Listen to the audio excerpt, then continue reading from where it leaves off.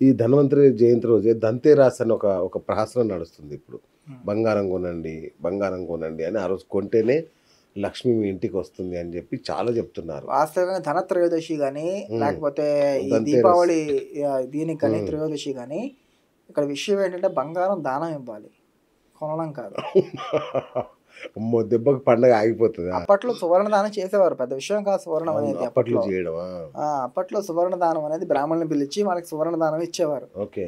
సువర్ణ దానం ఇవ్వడం వల్ల వాళ్ళకి మన ఎప్పుడు కూడా శాస్త్రం చెప్పేదేంటి? మీరు ఎంత ఇస్తారో మీకు అంత దానికంటే 2 రెట్లు ఎక్కువ వస్తుందని చెప్పేసి.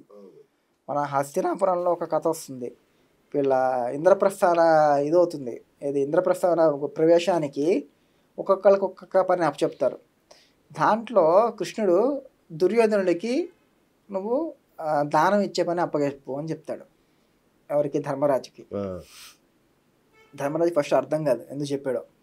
కానీ సరే అని చెప్పేసి ఇస్తాడు. ఇచ్చినప్పుడు దుర్యోధనుడు ఏం చేస్తాడు? వీళ్ళ మీద కసిగా విపరీతంగా దానం చేస్తాడు. వీళ్ళ సంపద ఖర్చు అయిపోవాలని చెప్పేసి. ఆ! అచ్చా! అర్థమైందా? వీళ్ళ వీళ్ళ సంపద ఖర్చు అయిపోవాలని చెప్పేసి విపరీతంగా దానం చేస్తాడు. అందువల్ల వీళ్ళ ప్రాణాలు ఎక్కువ పుణ్యం వచ్చింది. అచ్చా! ధర్మరాజు సంపత్తు కదా అది. కరెక్ట్. ఎవరు దానం చేస్తారు? సంపత్తు ధర్మరాజు కదా. అవును. అందులో విపరీత దానం చేయడానికి ప్రాణాలు విపరీతమైన పుణ్యం వచ్చింది. ఓహో! అంటే భగవంతుడి యొక్క ఇది మనం ఎంత దానం చేస్తామో మనకంత పుణ్యం పుణ్యం వస్తుంది. అనేది వస్తుంది అనే ఓకే. ఉద్దేశం. అలా సువర్ణ దానం అనేది అన్నిటికన్నా గొప్ప లోహం ఏదైనా ఉందంటే సువర్ణం అది. అచ్చా! అందువల్ల సువర్ణ దానం చేయడం వల్ల మనకి ఎక్కువ పుణ్యం వస్తుంది అనే ఉద్దేశంతో దానం చేయమన్నారు. కానీ వాళ్ళ దగ్గర బీరువాలో పెట్టుకోమని చెప్పలేదు. కొనుక్కోమని గాదు. వావ్! సూపర్! సూపర్! ఏంటి కార్తీక మాసం యొక్క ప్రాధాన్యత, ప్రాముఖ్యత? కార్తీక మాసంలో 2 విష్ణువుకి అవుతుంది, శివుడికి కూడా ఇది చాలా ముఖ్యమైన ఒక మాసం. ఇక్కడ 2 కారణాలు ఉన్నాయి. ఒకటి విష్ణువు లేచిన స్టార్టింగ్ నెల. ఆ! విష్ణువు అప్పుడే లేచాడు కాబట్టి ఆ కార్తీక మాసం ఒక ప్రాముఖ్యత ఉంటుంది. రెండోది వచ్చేసి శివుడికి కూడా ఈ కార్తీక మాసం అనేది చాలా ప్రాముఖ్యత. అవును. అంటే శివుడు ఒక లింగాకారంలో ఉద్భవించిన రోజు. లింగాకారం అంటే ఇది కూడా చాలా అద్భుతమైనదండి. నాకు తెలిసి ఈ ఒక్క శివుడిని ఇలా చూడమని చెప్పిన ఏకైక మహాపురుషుడు మధ్వాచార్యులు మాత్రమే. ఓహోహో! ఆయన తప్ప ఇంక ఎవ్వరు కూడా ఇలాంటి కల్పన చేయలేదు. 100% అది. అది శంకరాచార్యులు చేయలేదు, రామాచార్యులు కూడా ఇలాగా చేయలేదు. ఒక మధ్వాచార్యులు మాత్రమే శివుణ్ణి లింగాన్ని ఎలా చూడాలి. ఓకే. ఈరోజు లింగానికి చాలా బయట ప్రపంచంలో చాలా తప్పుడుగా చెప్పుకుంటున్నారు. అది లింగం అంటే శివుడు ఒక భగస్థానం అని చెప్పేసి చాలా విధాలుగా చెప్తున్నారు. కానీ అది కాదు. లింగం ఎలా ఏర్పడింది అంటే ధ్యేయ పంచముఖో రుద్ర స్ఫటికామల కాంతిమాన్ విద్యుశుభ్రాసితరజ సామాన్యస్య ముఖానితు జటాబద్ధేను కళాష్ప్రాయం నాగభూషణ అని చెప్పేసి మధ్వాచార్యులు చెప్తారు. మధ్వాచార్యుల ప్రకారం ఒక శివలింగం అంటే ఎలా ఉంటుందంటే ధ్యేయ పంచముఖో, శివుడికి 5 ముఖాలు. ఈ విషయం ఎవరు చెప్పరు. పంచముఖో రుద్ర అని చెప్పేసి అంటారు. అంటే 5 ముఖాలు శివుడికి. ఆ 5 ముఖాలు కూడా తపస్సు చేసేటప్పుడు అంతర్ముఖంగా వేసుకుని కూర్చుంటాడు.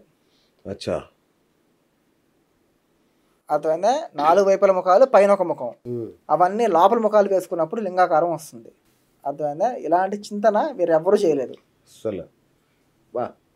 ఇంత అద్భుతమైన ఆలోచన. 5 ముఖాలు కూడా లోపలికి వేసుకున్నప్పుడు ఆ లింగాకారం వస్తుంది. అలాంటి విశేషమైన సందర్భమే కార్తీక మాసం. ఈ ఒక నెల పాటు శివుడు చాలా గొప్ప తపస్సు చేస్తాడు. ఎందుకంటే ఇది చలికాలము, హిమాలయాల్లో ఇంకా ఎక్కువ చలి ఉంటుంది. అవును, భయంకరంగా. ఆ సమయంలో ఆయన ఇంకా ఎక్కువ తపస్సు చేయడానికి ఆయన ఇష్టపడతాడు. అందువల్ల ఆయన లింగాకారంలోకి మారి ఈ సమయంలో ఎక్కువ ధ్యానంలోకి వెళ్తాడు, సమాధి అవస్థలోకి వెళ్తాడు ఆయన. అందుకని కార్తీక మాసానికి ఎక్కువ ప్రాముఖ్యత ఉంటుంది. ఆయన అనుగ్రహం అనేది ఎక్కువ ఉంటుంది. ఎప్పుడైనా మనకి ఇప్పుడు ఒక పంతులు ఉన్నారు ఫర్ ఎగ్జాంపుల్, ఆయనకి ఎప్పుడు మనం వెళ్ళి నమస్కారం చేయడం మంచిది. పూజ చేసుకుని బయటికి రాగానే నమస్కారం చేస్తే ఎక్కువ పుణ్యం వస్తుంది. అంటే ఫ్రెష్ పుణ్యం అది. కరెక్ట్. అర్థమైందా? మళ్ళీ సాయంత్రం అయిపోతే అంత పుణ్యం ఉంటుంది. మధ్యలో చాలా వేరే అవుతాయి కాబట్టి అంత పుణ్యం ఉంటుంది. అలాగా ఎప్పుడైతే శివుడు ధ్యానంలోకి ఉంటాడో ఆ సమయంలో మనం ఆయనకి పూజ చేయడం వల్ల మనకి ఎక్కువ పుణ్యం వస్తుంది. ఓకే. అందువల్ల ఆ సమయాన్ని కార్తీక మాసాన్ని ప్రత్యేకంగా దానికి విశేషంగా కార్తీక మాసం రోజు శివుడికి పూజ చేయడం వల్ల అయితే కేదార్నాథ్ వ్రతం కానీ కేదార్నాథ్ వ్రతం అంతే. పాండవులు యుద్ధం అంతా అయిపోయిన తర్వాత అన్నతమ్ముళ్ళని చంపిన పెద్ద గురువుని చంపిన పాపం వచ్చింది అని వాళ్ళు బాధపడుతుంటే శివుడు కేదారతం చేయమని చెప్పేసి కృష్ణుడు చెప్తాడు. వెళ్ళి ఆ కేదార్నాథ్లో కేదార్ వ్రతం చేసినప్పుడు ఒక ఎద్దు రూపంలో శివుడు వచ్చి దాంట్లో అంతర్ధానం అవుతాడు, వీళ్ళని ఆశీర్వదించి ఆయన అంతర్ధానం అవుతారు. కాబట్టి కేదార్నాథ్ వ్రతం కూడా మనకి పాండవుల నుంచే మనం ఆ కేదార్నాథ్ గుడి అంత కట్టింది పాండవులే. అక్కడ ఇప్పటికీ కూడా భీమశిల అని ఉంటుంది ఒకటి.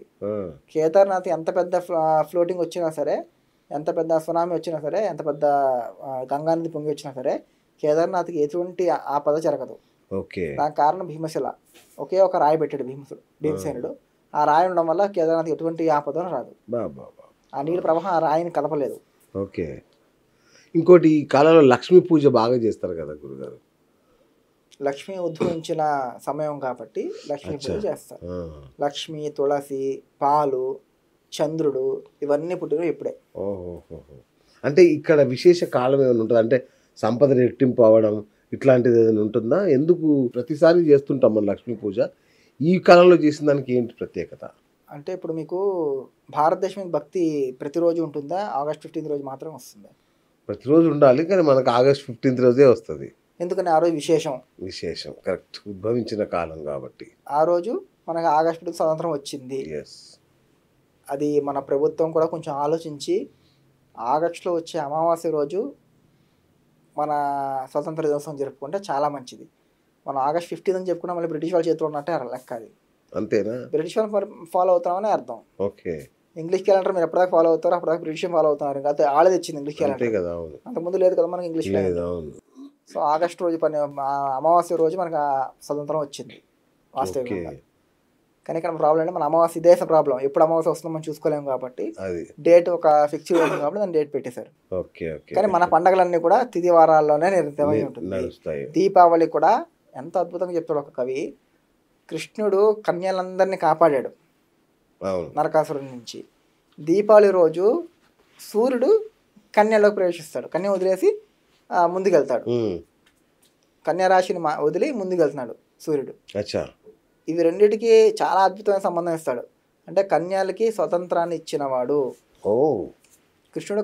అక్కడ కన్యలకు స్వతంత్రం ఇచ్చాడు, ఇక్కడ సూర్యుడు కన్యకు స్వతంత్రం ఇచ్చాడు. అందువల్ల దీపావళి పండుగ. దీపావళి ఇదే వస్తుంది. ఎప్పుడు దీపావళి చూసినా సూర్యుడు మారినప్పుడే దీపావళి. మనకి సూర్యుడు మకరానికి వెళ్తే మకర సంక్రాంతి, సూర్యుడు ధనుర్మాసం వెళ్తే ధనుర్మాసం. Hi friends, thank you for watching this video. ఈ వీడియో గనుక మీకు నచ్చినట్లయితే దయచేసి లైక్ చేయండి, షేర్ చేయండి. ముఖ్యంగా మా ఛానల్ 24/7 న్యూస్ టీవీని సబ్స్క్రైబ్ చేసుకోండి. ఆ తర్వాత మీ విలువైన అభిప్రాయాల్ని, మార్పులు, చేర్పులు, కావాల్సిన వీడియో ఏమన్నా ఉంటే మన వీడియో కింద కామెంట్ సెక్షన్లో కామెంట్ రూపంలో తెలియజేయండి. నమస్కారం, సాయిదంచిక మాట్లాడుతున్నాను. ప్లీజ్ సబ్స్క్రైబ్, షేర్, లైక్ చేయండి 24/7 టీవీ ఛానల్. హాయ్ నమస్తే, నేను మీ సోనియా ఆకుల.